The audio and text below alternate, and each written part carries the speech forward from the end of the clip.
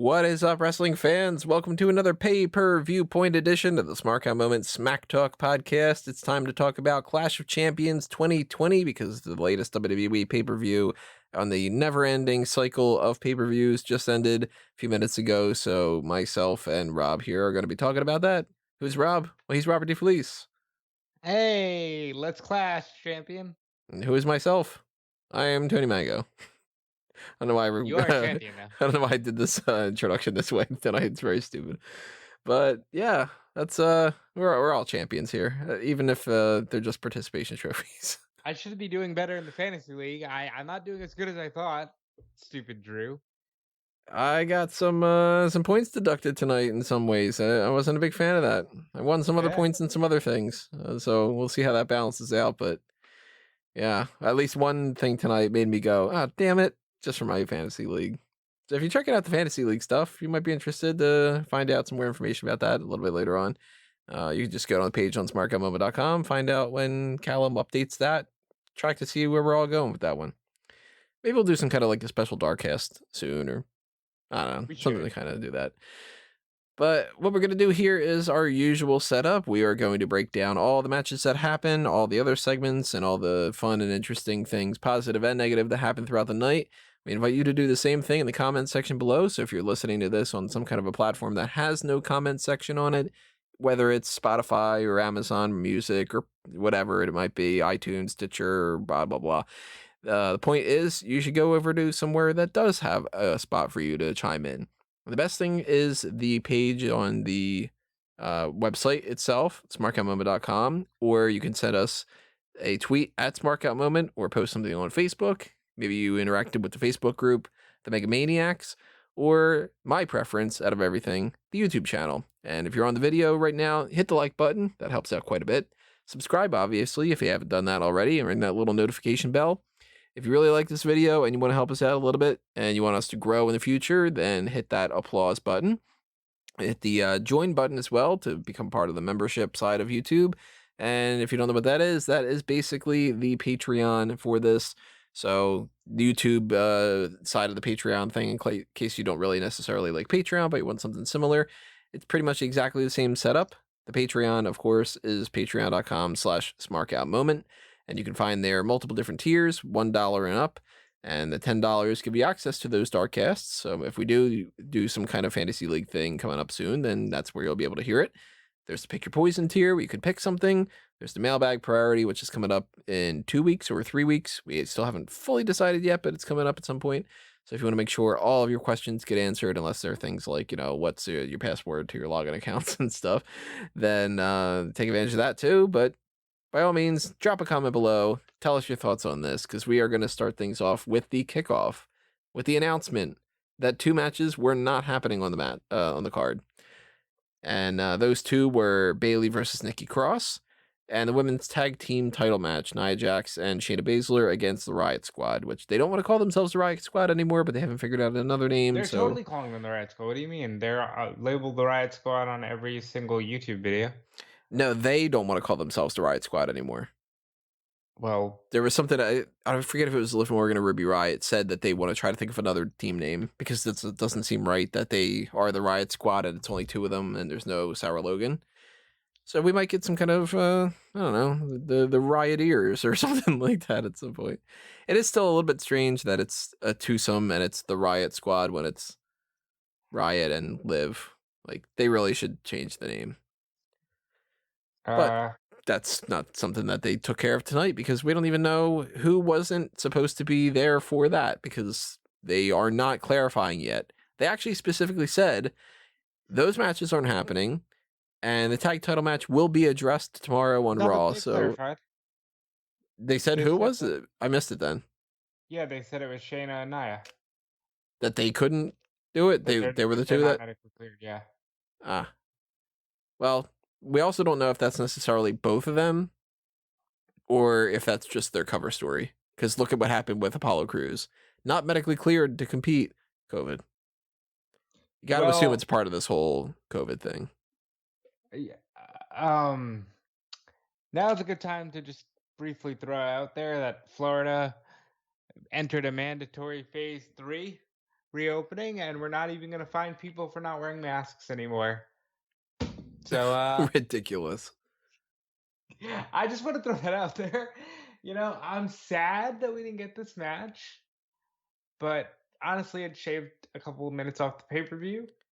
Maybe it allowed other things to go longer, and I thought it was good. I didn't have any problems whatsoever in not seeing another Bailey and Nikki Cross match. Well, So I was talking about the tag title match, Tony. Please. I don't necessarily want to see Bailey versus Nikki Cross again. Although, Bailey, talking smack, because Tony, I watch everything. Bailey on Talking Smack says, I welcome interference from Alexa Bliss because I think she knows what she's doing.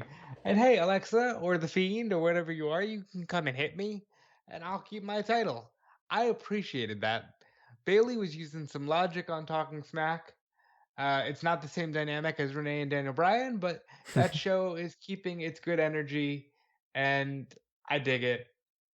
I did not dig the matches being off, presumably due to COVID, but such is life in 2020. we also had R-Truth flipping for gold. He's dressed like an old frontiersman. Had a, big old beard, had a hat.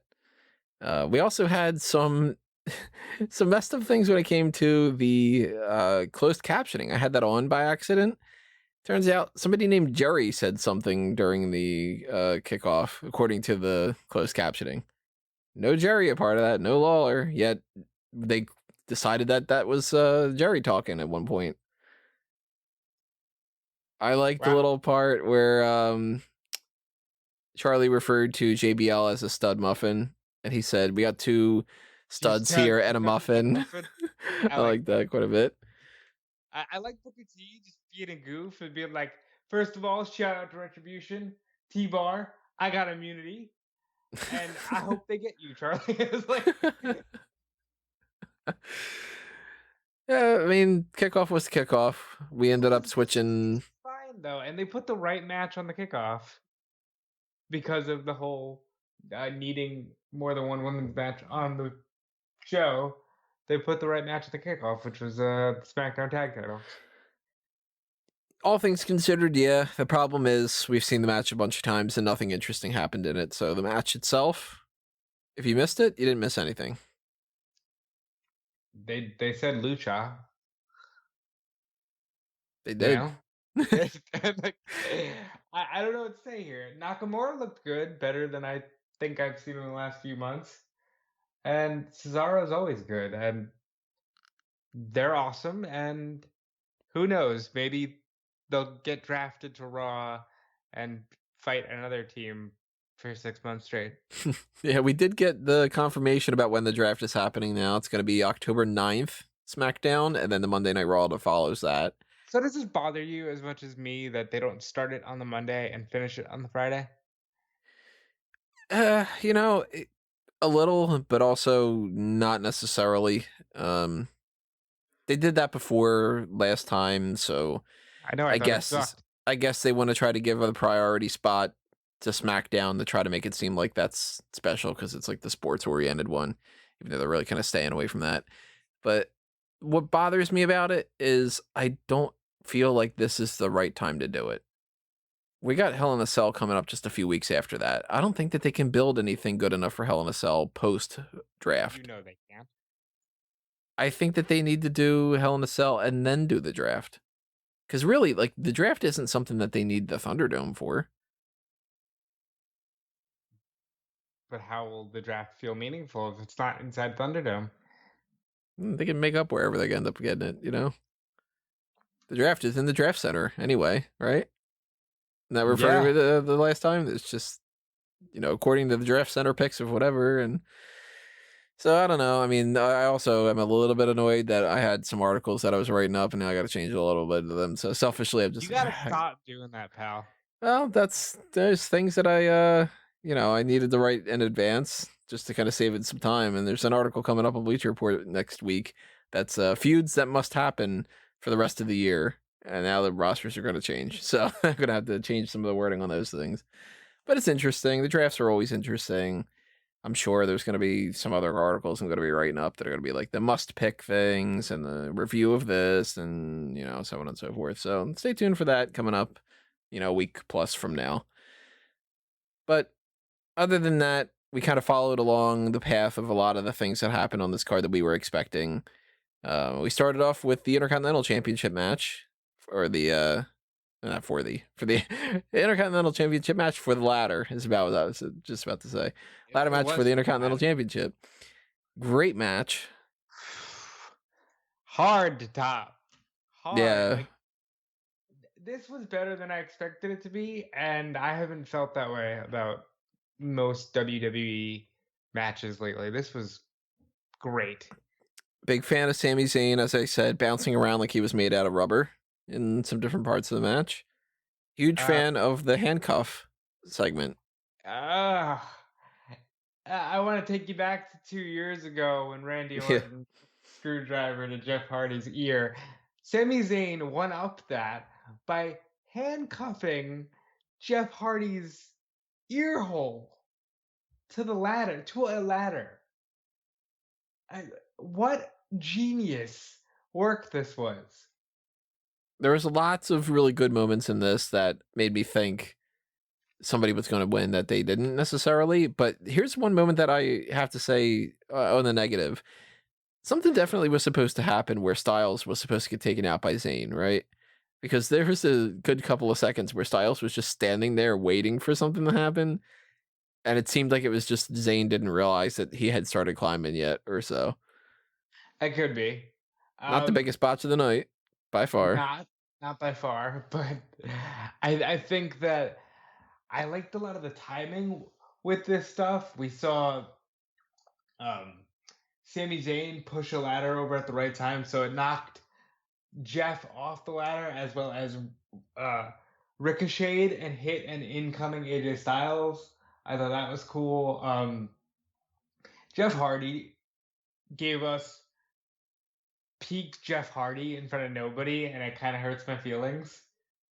But Jeff Hardy was on tonight. He did a ridiculous spot where he tried to like belly slide down. Yeah, crawling down the ladder. I was just like, that's not going to end well. And he got, I don't know how he didn't crack a rib, I assume he didn't. But then he climbed up the ladder and did the swanton through Sami in the other ladder.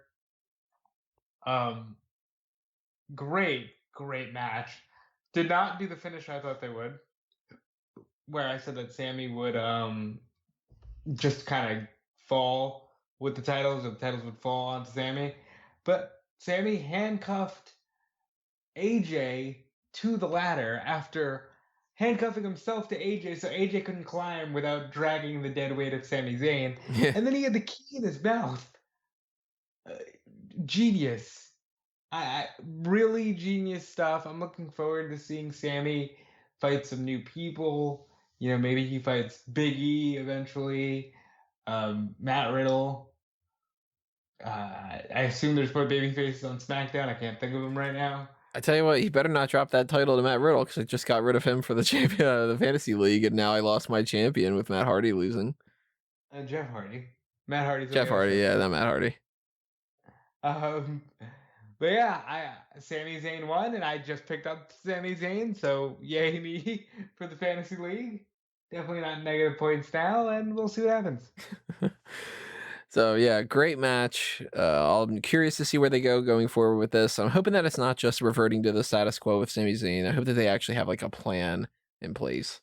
I'm trying to think of who's on the roster right now. I guess never mind. They're doing the draft. Yeah, the draft throws everything off, so now it doesn't really even matter.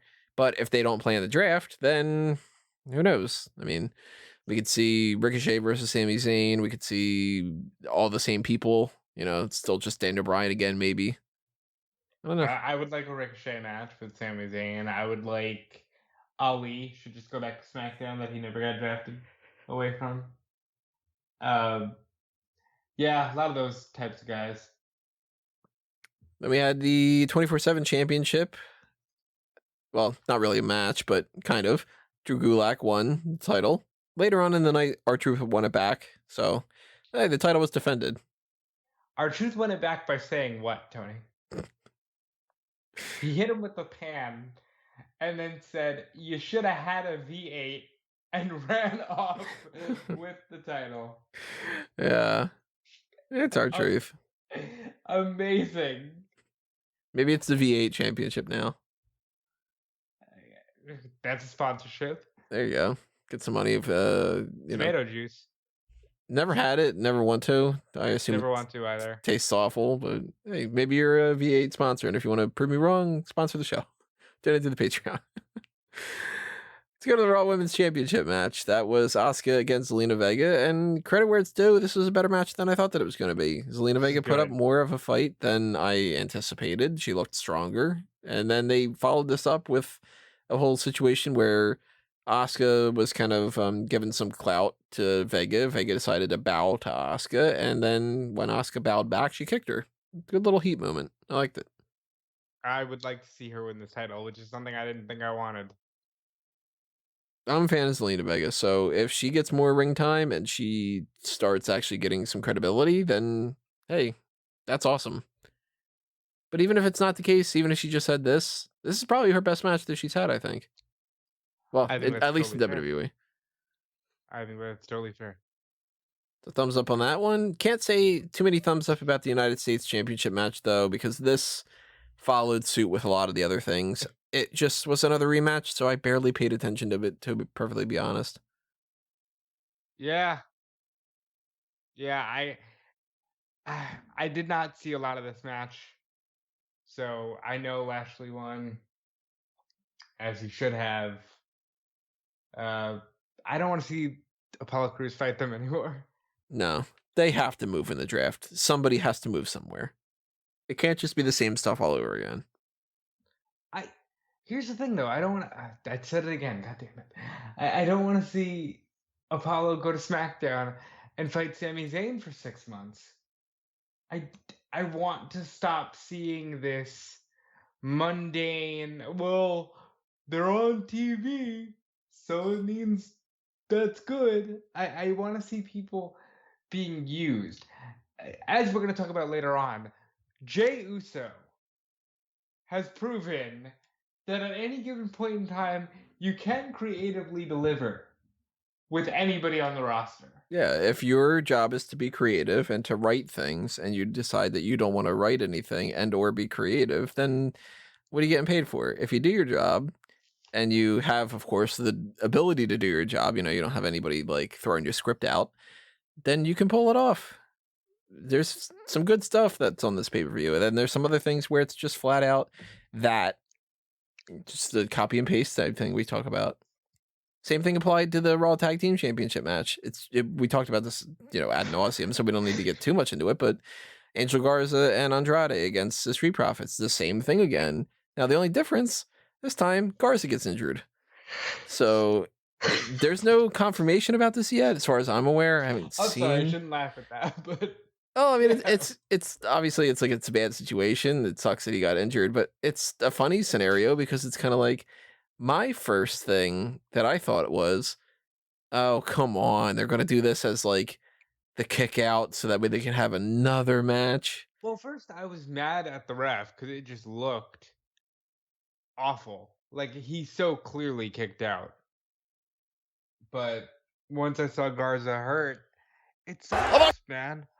WWE, the last thing they can afford is injury. And it's very unfortunate. Garza's really good too. So it sucks to see him go down. I'm looking back on something right here, just somebody's tweet, "Too sweet for life," on Twitter. I'm getting a little shout out of looks like Angel Garza messed up his leg or knee. He very clearly is like limping and trying to tag in Andrade, and they give him the X. Well, I didn't go according to back. Mike Johnson of PW Insider, he definitely did hurt his leg.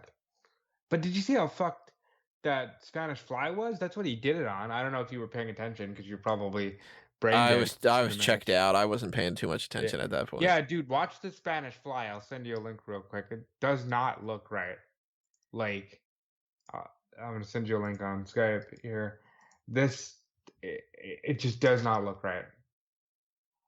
Let's see what we got here in the meantime. There's my music that I'm gonna say. My not technical difficulties type of thing, but the Skype refusing to load music. Oh, that's taking forever. But in the meantime, yeah, that was like the only interesting aspect to this, because that gets you wondering, like, oh, how injured is he? How long is he going to be out? Not that I would ever say that that's like a positive, because of course it isn't. But you were joking with me ahead of time. You were like, well, at least you're not going to get another one of these matches. You're happy about that, right? Like, no, I mean, I'd rather not be, but it's just, they shouldn't No, have no, done no. I this. understand that you would rather not be happy about it, but are you happy about the fact that you would not see another one of these matches? Yeah, I mean, I'd rather that be a different scenario. I don't know. I mean, there's something wrong with him. Either is one report says his hip.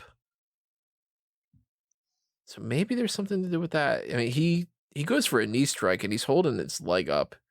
I mean, it's hard to tell, but that Spanish Fly was so fucked that if that's where it was, I wouldn't have a hard time believing it.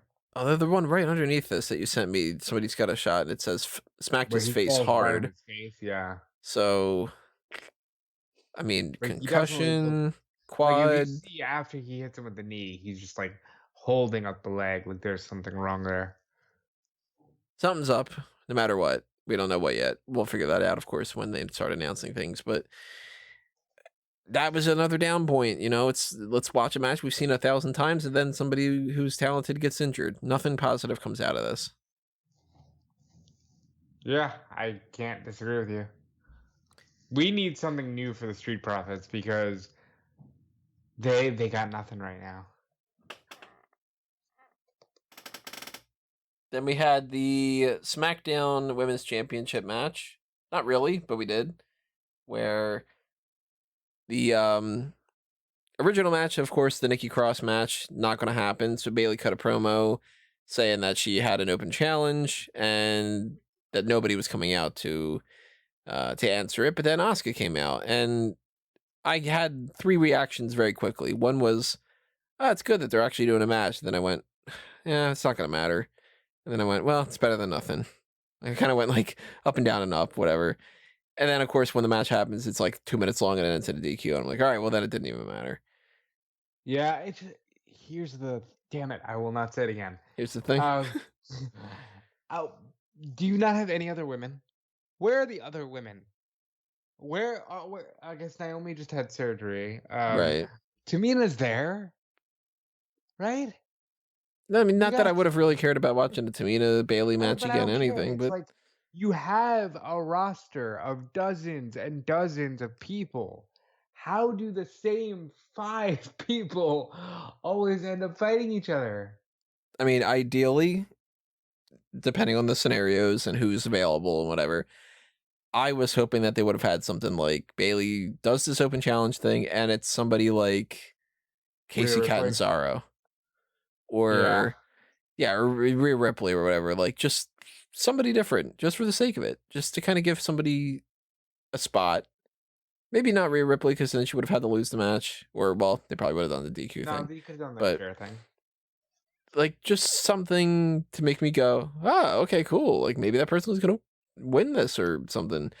With Asuka, she's not gonna win, so why bother? Kind of. I mean, it's better than nothing. Of course, they're working with a scenario that they didn't plan. But then again, what did they plan? They planned the same old crap. So who's to say this wasn't better than what we would have gotten? Well, I think they planned Alexa screwing Nikki, and then Sasha Banks would come out anyway and beat up Bailey like she did. Probably. Which that was like the highlight of this, of course. Sasha Banks coming out and attacking her. I don't know how she's not just selling. This is what pisses me off. When they want to, like with Seth Rollins and Kevin Owens at the beginning of the year, they can drag shit out and not have these people touch. But where you have like an easy, it's a fucking layup here. You just keep Sasha on the shelf until the Rumble, and then you do. No, not until the Rumble. That's way too far. Tony, they got to do it at Hell in a Cell. no, they've got to do it at WrestleMania. It can't be at WrestleMania. It's way too long. Why? Because it doesn't matter. They got to get it out of the way. No, it's been 2.5 years. You could wait. Exactly. It's been 2.5 years. Get it out of the way. They It's a should. glass You know what they need to half. do? They need to go back in time and do it. That would be ideal. How far back in time are we talking? Well, they started doing this angle when they were feuding with Absolution. I looked it up. Wow.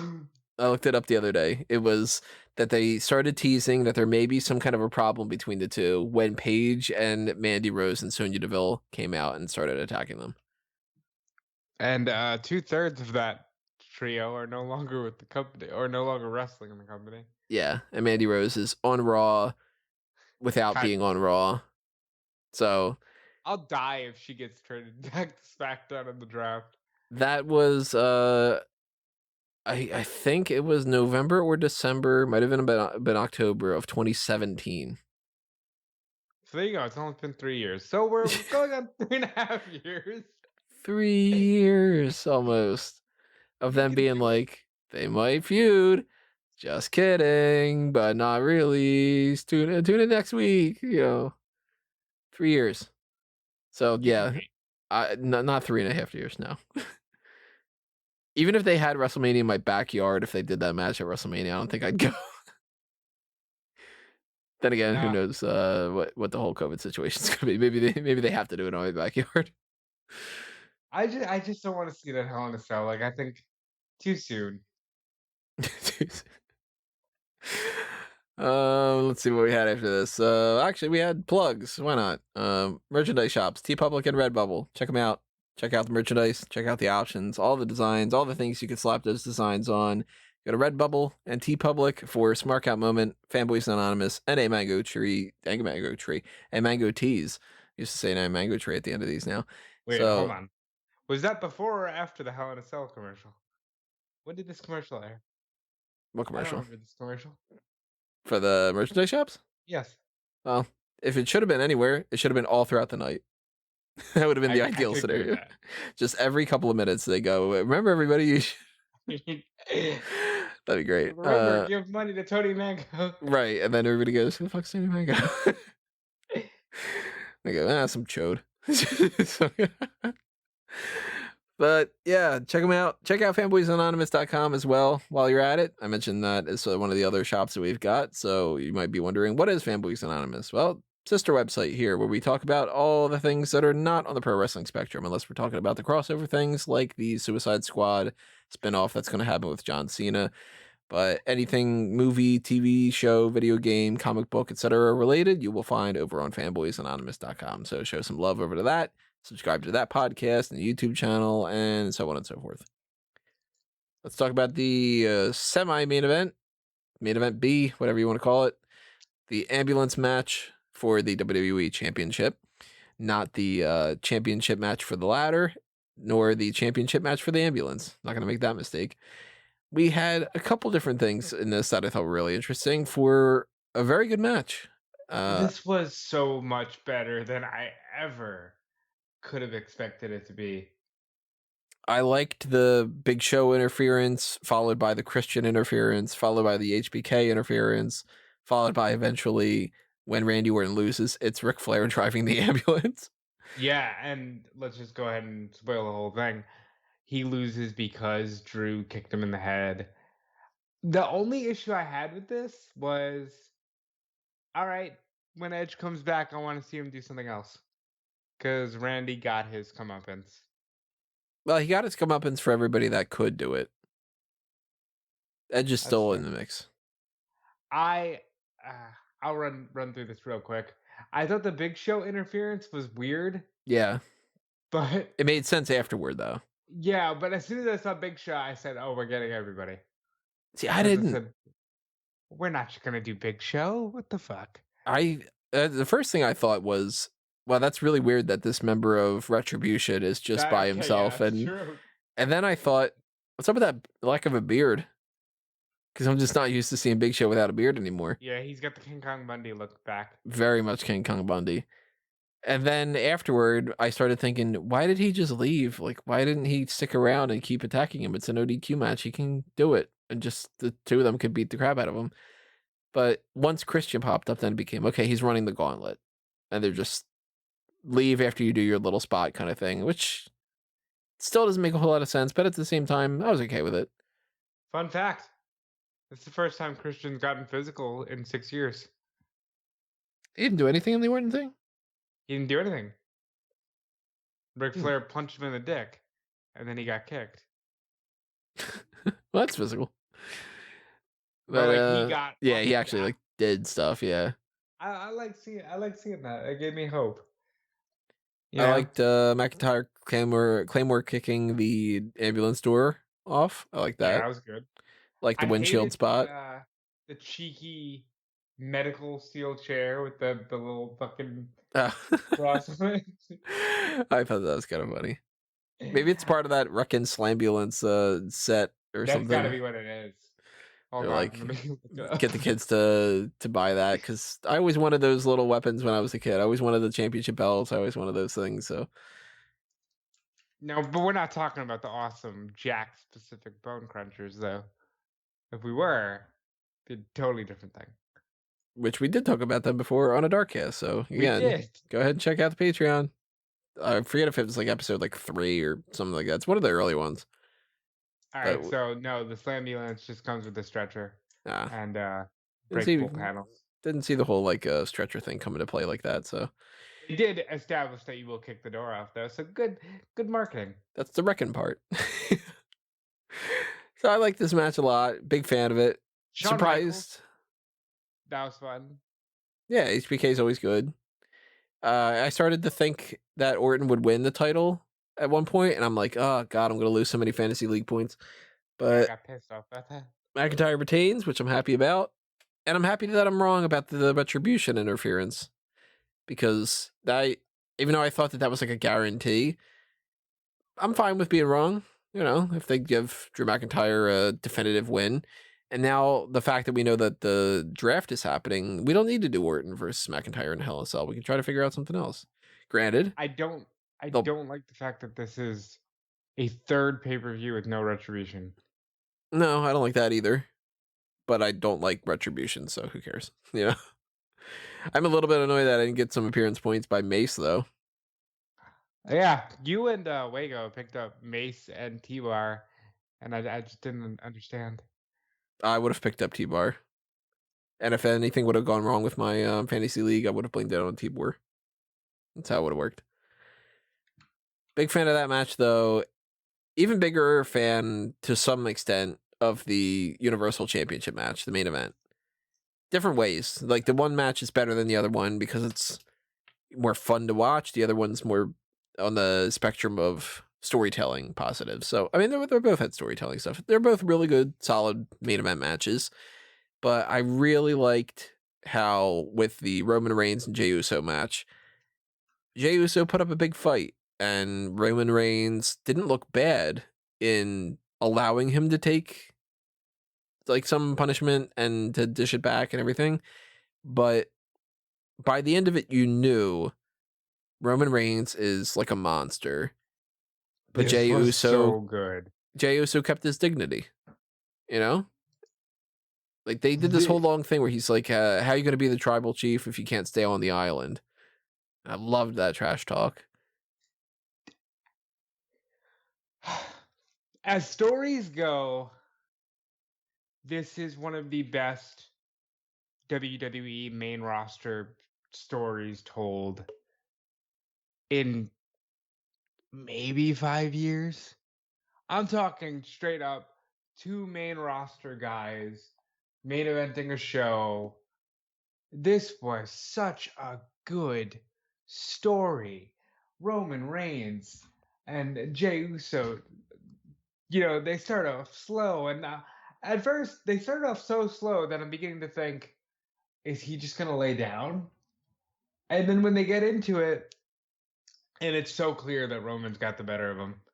Like, Jey Uso gets little bits in, but Roman's just got the better of him. And finally, Jey starts mounting an offense, and suicide dive, and oh, he goes for the Uso splash. 1, 2. Roman kicks out and cleanly on the kick out punches Jey Uso in the dick. After that, it's about 10 minutes of Roman Reigns just going, say I'm your chief, I will not end this match until you say I am the chief. And he refuses. So he takes him to the hard cam. He says, this is my camera. Tell the people I am your chief. Not tonight. Paul Heyman, you're my chief, sir. Please, I guess trying to get him to stop. Nothing. And Charles Robinson, because he's awesome, is in the match too, and he's trying to get Roman off of him, and he's like, I've had it up to here with you. You've been getting in my way all night. If you keep this up, I will have your job. And finally, he's wailing on Jay. Then here comes Jimmy. Jimmy comes down with a white towel. And I'm throwing in the towels.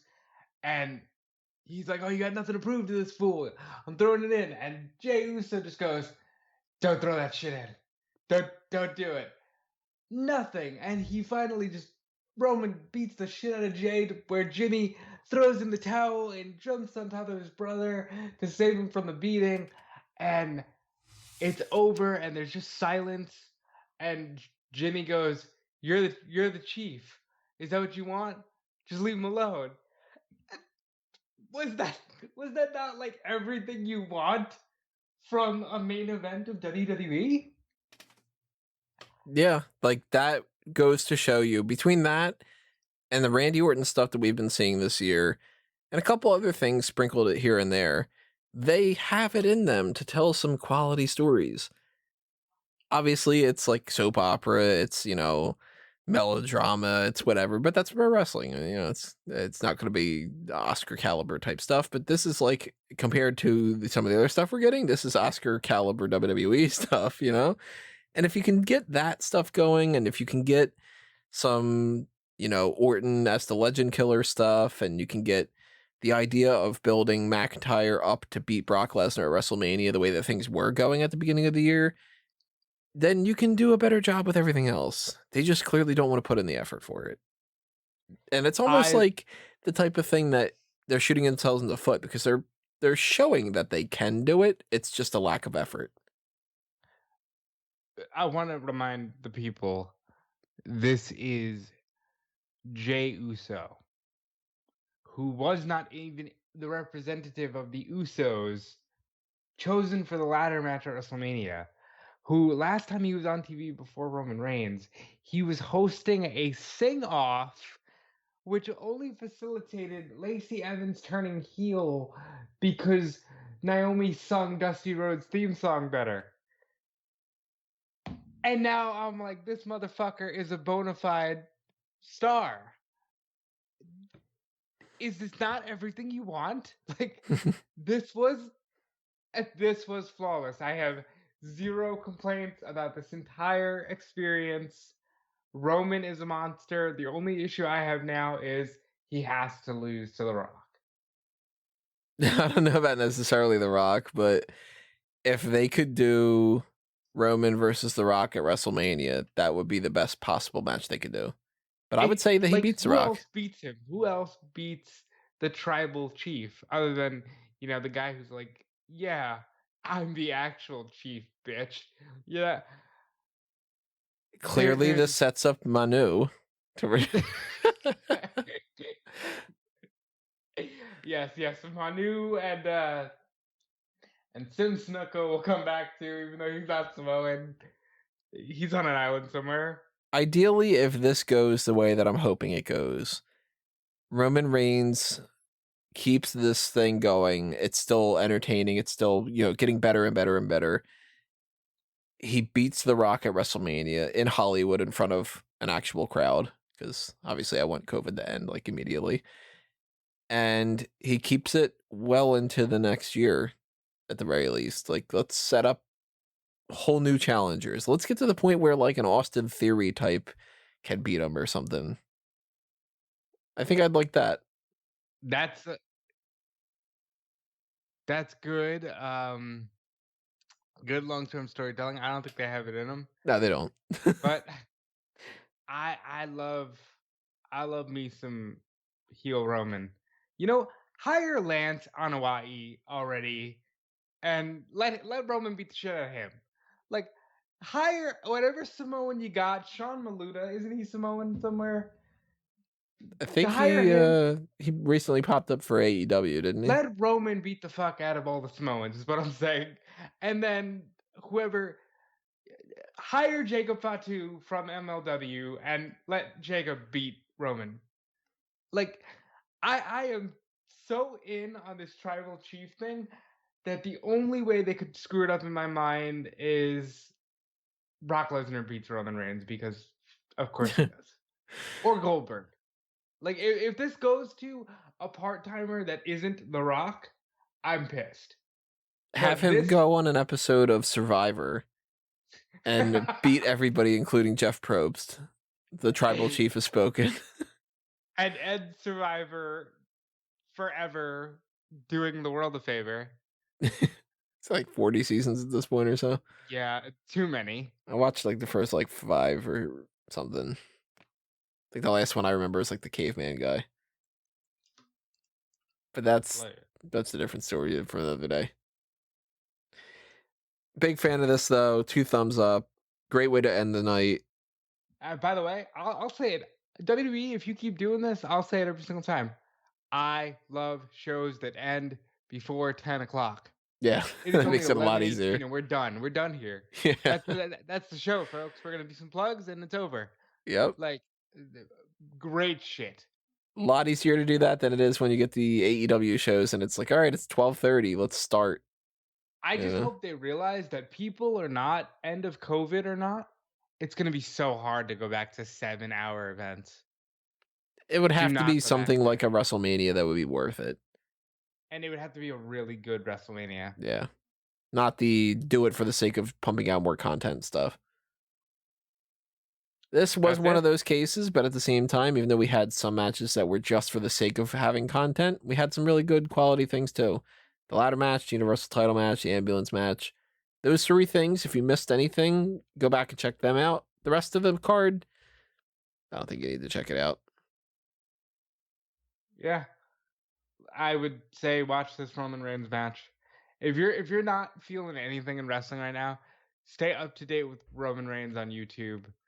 The Roman Reigns stuff is great. Sami Zayn's doing some good stuff. By the way, AJ Styles said he left not just because of COVID, but he's a dad now. That's cool. The boy or girl? AJ didn't say. He just said that he knows Sammy's a new dad and that he won't have the cardio to win the match. And of course, he won the match. But you don't need cardio if the other people are handcuffed. So. Yeah, it's true. But I like that. I liked Zelina Vega's showing on this thing. I liked a lot of the newer things they did. They showed that some people have some potential. And the favorites played the hits. I love Bobby Lashley. Bobby Lashley feels like such a far cry from last year when he was starting to make out with Lana. That, like, this is the best utilization of Bobby Lashley in WWE history. Sucks about Garza. And I guess now we gotta wait for the draft and see what happens. But I'm all in on the Tribal Chief. Yeah, that's one of the biggest highlights of this whole thing. And going forward, draft or not, that'll be probably the main thing that I'm interested in seeing what they do with him. You know what, though? I do want to get your take on this. The draft commercial laid it out very clear. All champions are eligible. Is that their way of saying, hey, this fucking Roman Reigns thing is too good for SmackDown? Nah. I think SmackDown wants Roman. They said that they wanted Roman from the very start. I know, but like, I think that this Tribal Chief thing might be too good for SmackDown. We know that no matter what they say, they can't help themselves. If something gets over organically, it has to be moved over to Raw. That is true. They could try to just make the argument of, well, Drew McIntyre's just as good. Aren't you guys happy about that? They could do that. Look at countless things over the years. Becky Lynch, um, Brock Lesnar last year. So they always just move shit to Raw. I hope they keep Roman on SmackDown. I hope they don't separate him from the Usos. I do see them using the draft as a bullshit way to keep Banks and Bailey separated. If they do that, I'm gonna be so pissed. I'm gonna be so pissed if that's the case. But yeah, I like it all. I hope we get some new shit in the draft. But for now, that's Clash of Champions, man. I'm satisfied. I'm not 100%, but we got some good things. There's a lot of times where we don't even get that. So 3 out of however many other things we got, thumbs up. The other ones I could do without it. I mean, I would have been better off if this would have been a 3-match card, I think. And then it would have been amazing. Probably would have been my pay-per-view of the year. But the other stuff, at least maybe we're done with it. Maybe the draft saves us from that. But I want to know what everybody else has to say. Drop your comments, positives or the negatives, in the comments section below. And, agree or disagree with us. Still want to hear all the other chatter outs out there. Were you a big fan of the Roman Reigns stuff? Do you think that there's any kind of clear number 1 contenders that should be going on pre or post draft at this point? Whatever else you want to talk about. And I think that we did all of my plugs. If we didn't, then I forgot about them. You should know them by now. But hey, listen, he's at Tony Mango everywhere. Fanboys Anonymous on Facebook, Twitter, YouTube, Smark Moment, Facebook, Twitter, YouTube, Redbubble, T-Public shops for T-Bubble and follow a mango tree. Get hit in the head with some coconuts. There's some good ones. I just said coconuts for a mango tree. Yeah, I was gonna call you out on that. All right, go under a mango tree and get hit with those coconuts, and while you're at it, pick off one of the strawberries and have yourself a good pineapple. There you go. The mango tree does not discriminate. And then there's my stuff. I'm all over Fightful and WrestleZone all week for the wrestling news. I'll be on the WrestleZone Daily Monday, Tuesday, and Thursday. The Fightful post Wednesday Night War podcast on YouTube. Please support me there. Check me out on Twitter at DudeFelice. And that's it. Paul Heyman's SmackDown podcast, because that was just released yesterday, and it's the good one where we cover Edge versus Eddie Guerrero. Yeah, that's every Saturday. We've got the next thing we're going to be doing is the NXT TakeOver 31 predictions, followed by the hot tags, and then, of course, the next episode of Paul Heyman SmackDown podcast, and then the NXT TakeOver 31 post show. So if you liked the Pay-Per-Viewpoint stuff from this week and you want more, it's happening again next week, just with the NXT side of things. So hopefully you did enjoy this, and if you did, again, hit that like button, tell us your thoughts, tell us all the positive things, leave out the negatives, and we will see you next time, everybody. This has been another Smark Out moment, and we're being counted out.